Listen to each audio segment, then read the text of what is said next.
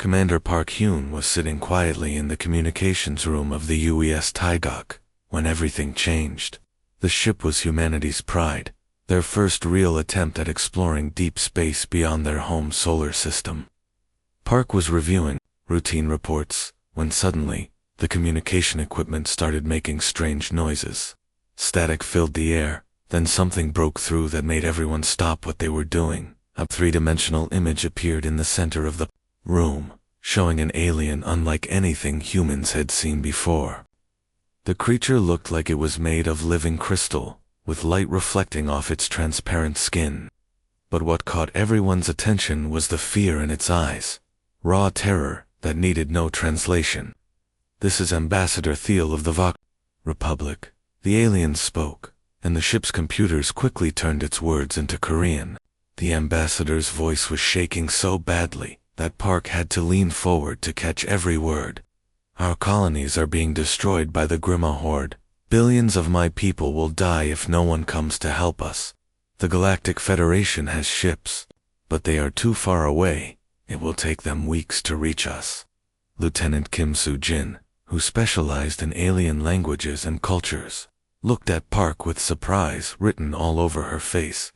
She had spent years studying what little information Earth had about alien civilizations, and she knew something important was happening. "Sir," she whispered to Park, "they're sending this message to everyone in the galaxy who might listen, even to us, and most alien species think we're too dangerous to deal with. They call us hazardous Deathworlders because our planet is so violent and deadly." Park started reading the data that was coming through with the ambassador's message. The information painted a terrible picture. 17 different Voxery colonies were under attack right now. These were peaceful people who had never hurt anyone, and they were being crushed by something called the Grima Horde. From what the data showed, the Grima were experts at conquering other species. They had been doing it for hundreds of years, and they were very good at it. The worst part was that the Galactic Federation, the big organization that was supposed to protect peaceful species, had been talking about whether to help for days.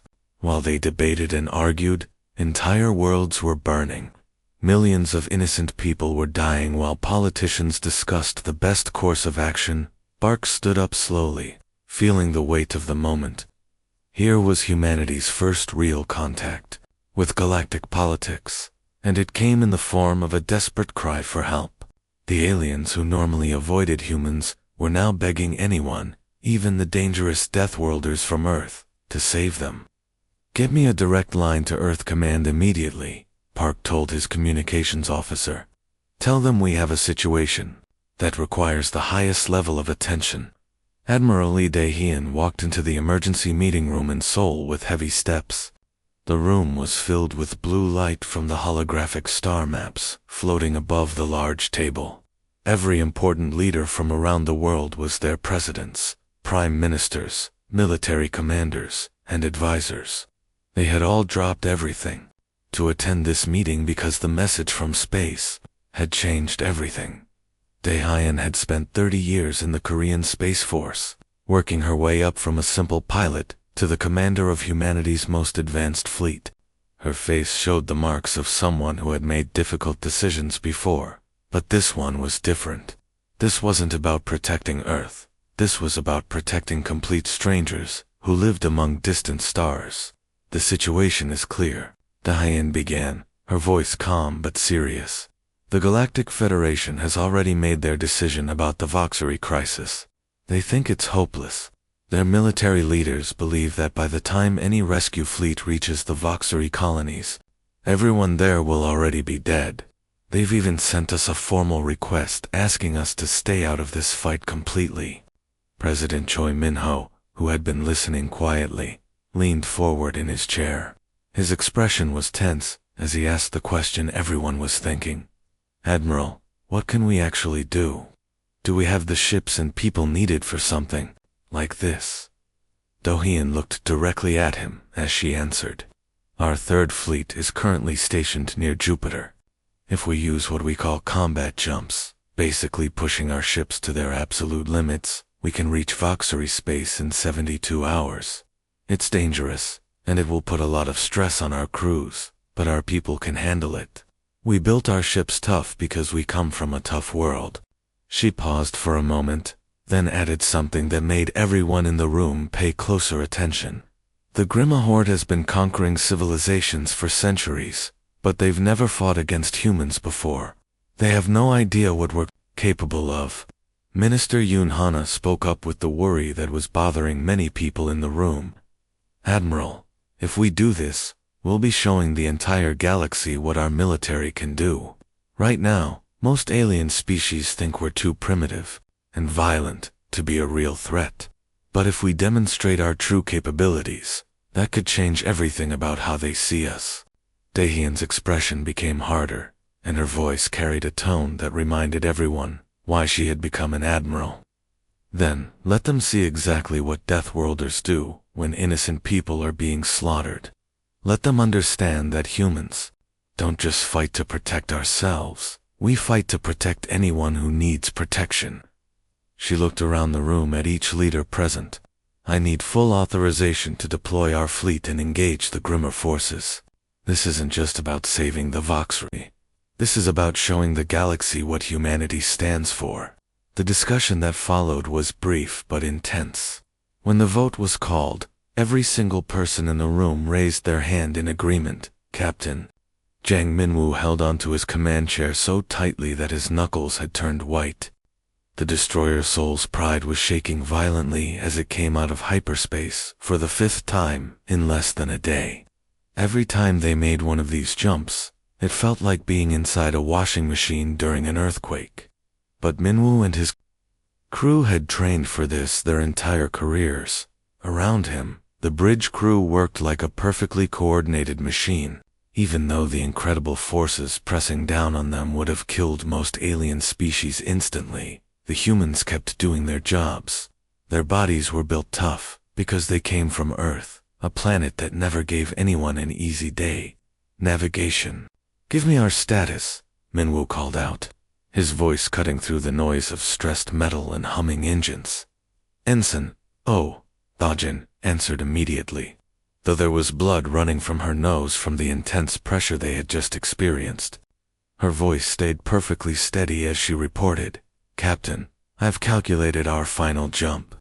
We'll reach the Voxry homeworld of Kepler 438b in exactly 6 hours." What made this incredible was that behind the Soul's pride, 47 other human warships were keeping perfect formation through maneuvers that should have been impossible. They were using techniques that would have terrified any other species in the galaxy. The human fleet flew dangerously close to neutron stars, using their massive gravity to sling their ships forward at incredible speeds. They rode the solar winds that blast out from stars, using radiation that would cook most alien crews alive. They pushed their engines far beyond what the safety manuals said was wise. But human engineers had built these ships specifically for humans, a species that lived on a world where massive hurricanes were just considered bad weather. Earth had taught humanity that sometimes you had to take dangerous risks to survive, and now they were using those same lessons to save strangers they had never met. Suddenly, the communication system came alive with an incoming message. The familiar crystal-like face of Ambassador Thiel appeared on the main screen, but this time she looked amazed instead of terrified. "Commander Park Hyun," she said, her voice filled with disbelief. "Our long-range sensors are showing that your fleet is already entering our outer solar system. According to everything we know about space travel, this should be completely impossible. No species has ever crossed this distance so quickly." Minwoo couldn't help but smile, though it wasn't a happy smile. It was the kind of smile that soldiers get when they're about to do something that others think can't be done. "Ambassador Thiel, welcome to human logistics. We do things a little differently than most species." The truth was that humans had always been good at moving fast when lives were on the line. On Earth, they had learned that sometimes the difference between life and death was measured in minutes, not hours. Now they were applying that same urgency to traveling between stars, because somewhere ahead of them, Innocent people were dying while they waited for help that might never come. Colonel Nam Ji-woo stood on the bridge of the Marine transport ship, Dokdo, watching through the viewing windows as horror unfolded before his eyes. The battle above the Voxery homeworld was already almost over, and it wasn't going well for the defenders. Massive Grima warships were systematically destroying everything in orbit around the planet. Beautiful space stations that had taken the Voxery decades to build were being turned into floating scrap metal in minutes. The Voxery had tried to fight back, but their ships were designed for exploration and peaceful trade, not warfare. They were like sheep trying to fight wolves. Ji-woo watched as another Voxery defense platform exploded in a ball of fire, taking thousands of innocent people with it. "Sir, we've finished scanning the enemy fleet," reported Weapons Officer Jung Tae-young, his voice tense but professional. "We're looking at 12 heavy cruisers, 36 destroyers, and at least 40 smaller support ships. These aren't just raiders. This is a full invasion fleet." The numbers were intimidating. The Grima had brought enough firepower to conquer an entire solar system, and they had been doing exactly that for the past week. But before anyone could start worrying about the odds, Admiral Daehin's voice came through the communication system. "From the flagship Kianin, all ships. This is Deathwing Actual," she announced, using the call sign that had become famous throughout the human fleet. "We're looking at a situation where we're outnumbered 3-1 by an enemy that has been conquering civilizations for hundreds of years. They have more ships, bigger guns, and more experience." There was a brief pause, and Ji-woo could almost hear the Admiral smiling as she continued. "In other words, it's just a standard Wednesday for the human fleet. All ships, execute Phoenix. Protocol, immediately." What happened next would be talked about in military academies across the galaxy for generations. The human ships didn't attack in the straight lines that most species used in space combat. Instead, they spread out in a pattern that looked completely random to anyone watching, but it wasn't random at all. Human military tacticians had spent years studying how objects moved in space around Earth. They had learned to use gravity, asteroid fields, and even solar radiation as weapons. Now they applied those same lessons on a much larger scale. The human fleet split into 17 different groups, each one approaching the Grima from a different direction. They used the planet's own gravity like a giant slingshot, accelerating their ships to incredible speeds while staying hidden behind moons and space debris. The Grima commanders had no idea what was happening until it was too late. The first Grima destroyer simply disappeared in a flash of light. Its crew never even had time to send a warning to the rest of their fleet. One moment it was there, confidently destroying Voxery civilian ships, and the next moment it was nothing but expanding gas and metal fragments. The humans had arrived, and they were fighting angry. Sergeant Kong Hai-1 floated through the torn opening in the Grima warship's hull, her powered armor making no sound as she moved through the zero-gravity environment. Behind her, 5 other Marines followed in perfect formation, their weapons ready, and their movements smooth as dancers. The ship they had just forced their way into was called the Bloodbane, and its name told you everything you needed to know about what kind of enemies they were facing. Inside her helmet, Hai-1's display was lighting up with red dots showing enemy positions throughout the ship. The Grima crew was moving to surround them, which would have been a smart tactic against most species. But humans had learned long ago that being surrounded just meant you had targets in every direction. The first Grima warrior she saw was absolutely terrifying.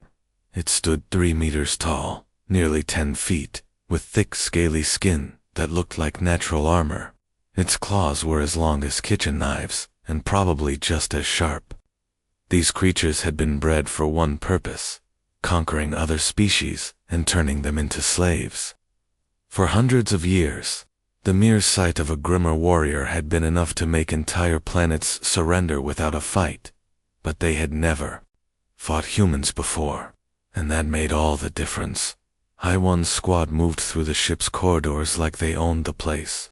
They used tactics that had been developed during Earth's most brutal urban battles, techniques for fighting in tight spaces where the enemy could be hiding around any corner. When the Grima tried to trap them in a corridor, the Marines did something the aliens didn't expect. They cut right through the walls with their plasma torches and attacked from the sides. "Target down," reported Corporal Beak Suho over the squad's communication system. His voice was calm and professional as he announced that another Grima warrior had been eliminated by his perfectly aimed pulse rifle shots. "These lizards are definitely tough, but they fight like they've never had to deal with real resistance before. They're used to their enemies running away in terror." Through her helmet's tactical display, HFY could see what was happening. On other Grima ships throughout the battle zone, dozens of human marine teams were carrying out similar boarding operations, and they were winning every single engagement. The Grima had built their entire empire on being bigger, scarier, and more brutal than everyone else. They used intimidation as their primary weapon, counting on their terrifying appearance to break enemy morale before the real fighting even started. But humans had grown up on a world where 3-meter-tall predators were just Tuesday. Earth had taught them that it didn't matter how big or scary something was. What mattered was how smart you were and how well you could work with your team. The Grima were learning this lesson the hard way. They're impossible to defeat. Warships were being taken apart from the inside by boarding teams that treated this kind of dangerous operation like routine training exercises. Dr. M.C.O. Young had been working without rest for 12 straight hours, but she couldn't stop now. The medical bay of the hospital ship Sejong was filled with Voxery refugees who needed immediate help. These crystalline beings had suffered terrible injuries at the hands of the Grima, and many of them were barely clinging to life. The torture devices the Grima used weren't designed to kill quickly. They were designed to break the spirit and make people give up hope. COI Young moved from patient to patient with practiced efficiency, her hands steady despite the exhaustion she felt. She had seen this kind of systematic cruelty before, during the Jakarta crisis on Earth, where humans had done terrible things to each other. The faces were different now, crystal instead of flesh, but the suffering was exactly the same, and, just like back then, she felt that cold, focused anger that all good doctors learn to use as fuel to keep going. "Doctor, we have more wounded coming up from the planet's surface," called out Nurse Park Jinnah, her voice tight with controlled emotion. "The intelligence reports say the Grima have been using civilian populations for target practice. They're shooting at schools, hospitals, anywhere people might be hiding." COI nodded grimly and prepared for the next wave of casualties. Through the medical bay's large windows, she could see the battle raging on the planet below. Human fighter ships were diving through the atmosphere, striking at Grima ground positions with surgical precision. Massive transport ships were landing in cities across the planet, loading up entire populations and carrying them to safety. It was the largest rescue operation in human history, and it was happening on an alien world, millions of light from Earth. Suddenly, Captain Yi Sungmin's voice came through the ship's communication system, broadcasting on all frequencies so that everyone, human, Voxery, and Grima, could hear his words clearly. "All Grima forces, this is the UES Taigok," he announced, his voice carrying the kind of deadly calm that made smart people pay attention. "You have exactly 30 seconds to stop all attacks against civilian targets before we show you why the Galactic Federation classifies Earth as a dead world. This is your only warning." Seo Young paused in her work, along with everyone else in the medical bay. They all knew what was coming next. The Grima had built their reputation on never backing down, never showing mercy, and never missing a chance to cause more suffering. Sure enough, the response came quickly. Instead of stopping their attacks on civilians, the Grima fleet turned all of their weapons toward the hospital ships. They saw the rescue vessels as easy targets, slow, lightly armed, filled with wounded refugees who couldn't fight back. It was exactly the kind of decision that had made the Grimma Empire successful for centuries. It was also the biggest mistake they had ever made, because there's one thing that makes humans more dangerous than any natural predator on Earth: threaten the people they're protecting, and they stopped thinking about their own safety entirely.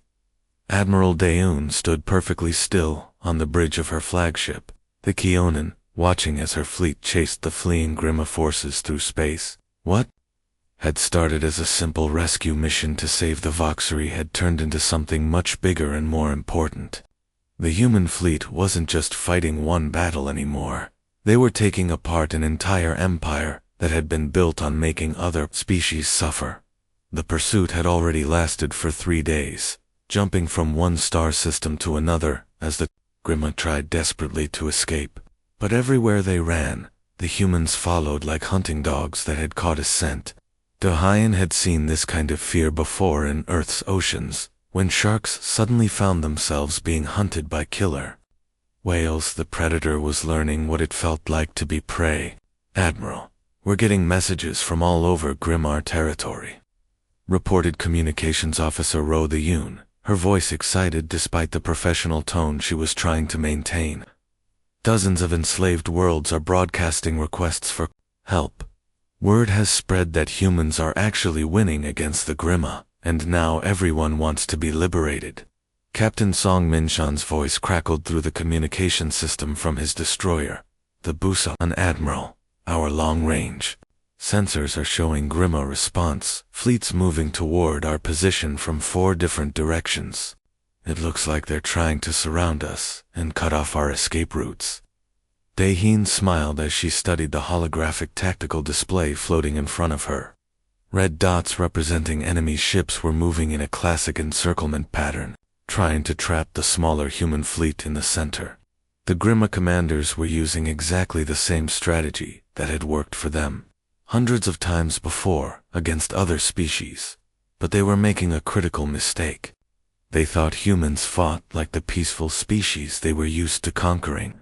Species that would panic when surrounded and try to break through the weakest point in the trap. The Grimma had no idea that humans were descended from pack hunters, who had spent millions of years learning how to coordinate attacks against much larger prey. "Send the signal to all ships," Daeun commanded, her voice carrying across the bridge with absolute confidence. "It's time to initiate Operation Thunderbolt. Show these aliens why Earth's apex predators always learned to hunt in coordinated groups." What happened next was like watching a nature documentary about wolves taking down a massive elk. The human fleet split into smaller hunting groups, each one moving with perfect coordination toward a different Grimma formation. Instead of trying to escape the trap, they turned it around and made the Grimma forces the ones being hunted. Across 6 different star systems, the galaxy's most feared empire discovered what it felt like to be on the receiving end of a systematic hunt. The Grimma had spent centuries teaching other species to fear them, but now they were learning a much more important lesson. Never try to trap an enemy that's better at hunting than you are. Ambassador Thiel stood in the center of the most important room in the galaxy, addressing leaders from hundreds of different worlds. The emergency session of the Galactic Federation Council had been called because something impossible had happened, and everyone needed to understand what it meant for the future.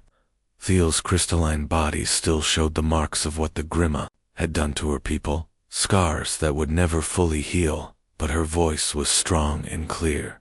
Behind her, massive holographic displays showed star maps that told an incredible story. 17 different star systems were now marked in blue instead of red, meaning they had been liberated from Grimma control. Each one of those systems represented billions of lives that had been saved from slavery and death. The most shocking part was the timeline. All of this had happened in less than 2 weeks. "Honored representatives," Thiel began, addressing the assembled alien leaders. "The humans have accomplished something that our combined fleets could not achieve in decades of planning and preparation. They didn't just defeat the Grimma military forces, They completely destroyed the foundation that the entire Grimma Empire was built on, which was fear. For centuries, the Galactic Federation had tried to find ways to stop the Grimma from conquering peaceful species. They had held countless meetings, formed military alliances, and built defensive fleets.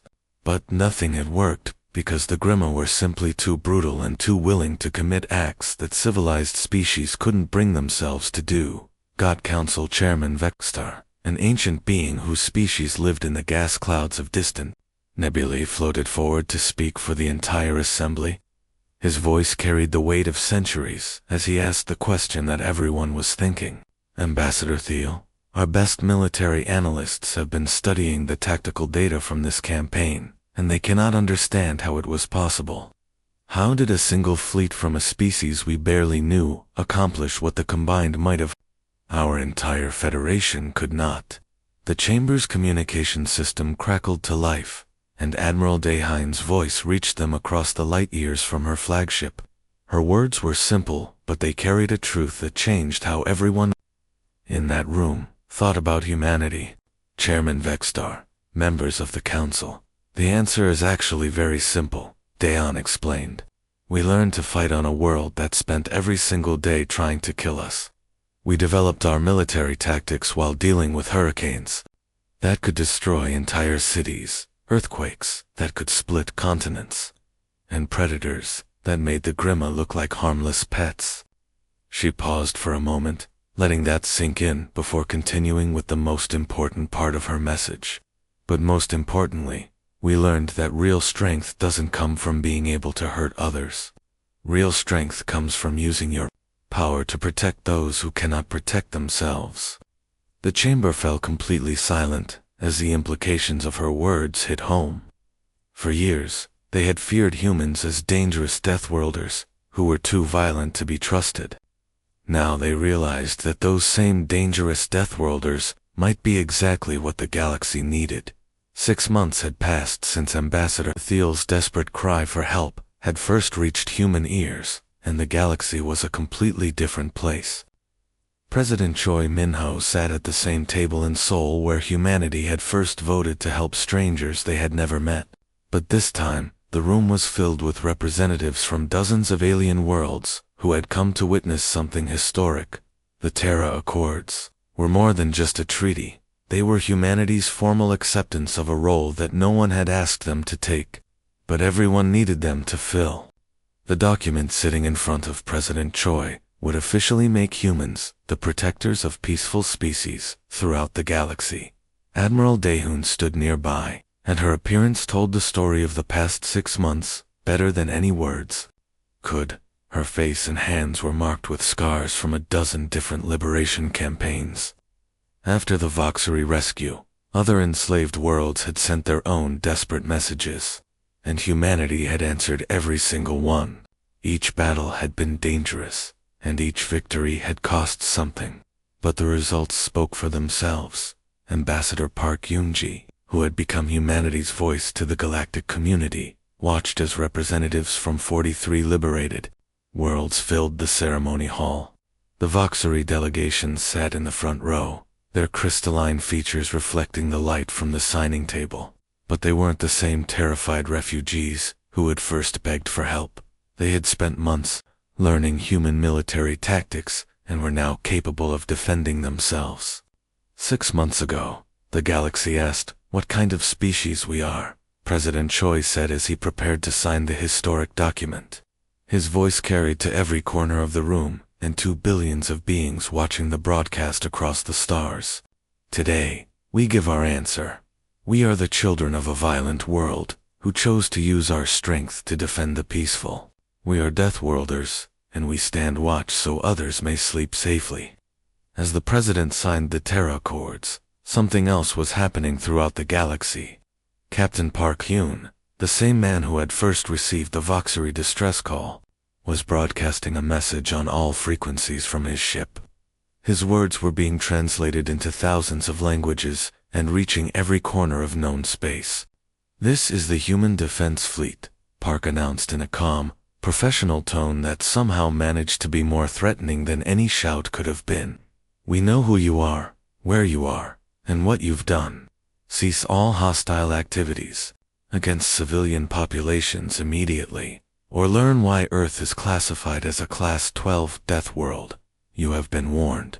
Across the galaxy, predator species that had spent centuries terrorizing peaceful worlds received this message and understood that everything had changed.